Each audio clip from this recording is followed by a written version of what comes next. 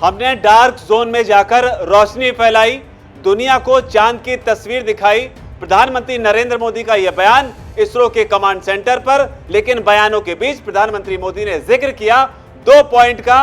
पहले पॉइंट का नाम तिरंगा, दूसरे पॉइंट का नाम रखा शिव शक्ति। शिव शक्ति नाम रखने के साथ ही राजनीतिक गलियारों में कोहराम मचना शुरू हो गया है। मौलाना का बयान आया और बयानों के बीच अब बयान आया है कांग्रेस पार्टी की तरफ से। मौलाना ने शिव शक्ति पर ही सवाल उठाते हुए कहा कि शिव शक्ति ही नाम क्यों रखा, नाम आप हिंदुस्तान रख देते, नाम आप भारत रख देते।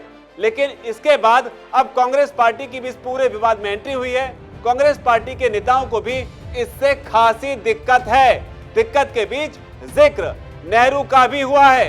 नेहरू पॉइंट क्या है, पूरी खबर आपको बताते हैं। दरअसल जब प्रधानमंत्री नरेंद्र मोदी ने चंद्रयान 3 के लैंडिंग स्थान को शिव शक्ति पॉइंट नाम दिया, तो अब इस पर कांग्रेस के नेता राशिद अल्वी ने भी आपत्ति दर्ज करवा दी है।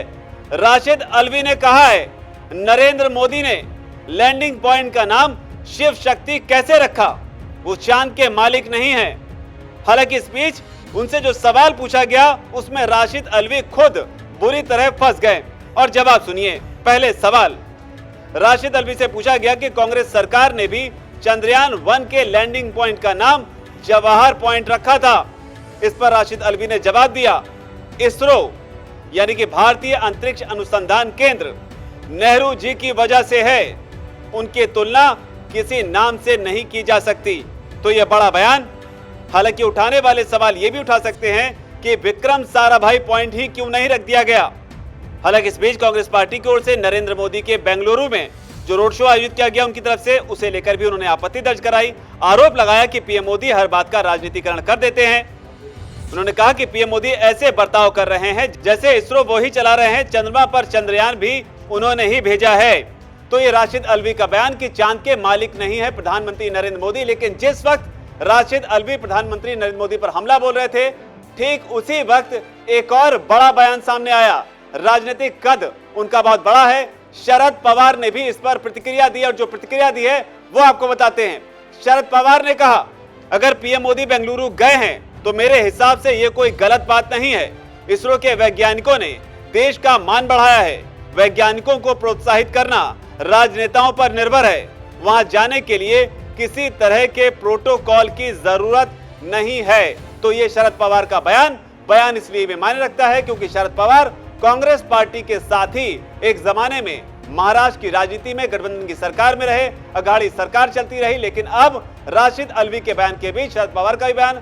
हालांकि इस बीच कई लोग सवाल उठा सकते हैं कि इसे कांग्रेस के बयान के तौर पर क्यों देखा जाए कि शिव शक्ति से कांग्रेस पार्टी को दिक्कत है। तो इस पर कहा जा सकता है कि अगर राशिद अल्वी इस तरह की बात कहते हैं और कांग्रेस पार्टी इससे इत्तेफाक नहीं रखती है, तो फिर कांग्रेस पार्टी की ओर से राशिद अल्वी के इस बयान का खंडन अब तक क्यों नहीं किया गया, क्यों नहीं कहा गया कि ये राशिद अल्वी का निजी बयान है। तो इन तमाम समीकरणों को देखते हुए, तमाम बातों को देखते हुए आपको क्या लगता है कि प्रधानमंत्री मोदी का चांद के उस पॉइंट का नाम शिव शक्ति रख देना, या फिर जैसा कि खबरें हैं कांग्रेस सरकार का चंद्रयान 1 के टाइम पर नेहरू पॉइंट रख देना, इन तमाम चीजों को आप किस तरीके से देखते हैं। हालांकि इस बीच आपको बता दें कि पीएम मोदी ने बेंगलुरु में एक और बड़ा ऐलान किया जिसमें उन्होंने कहा कि 23 अगस्त को अब भारत में स्पेस डे के तौर पर मनाया जाएगा। वीके न्यूज, राष्ट्र के नाम।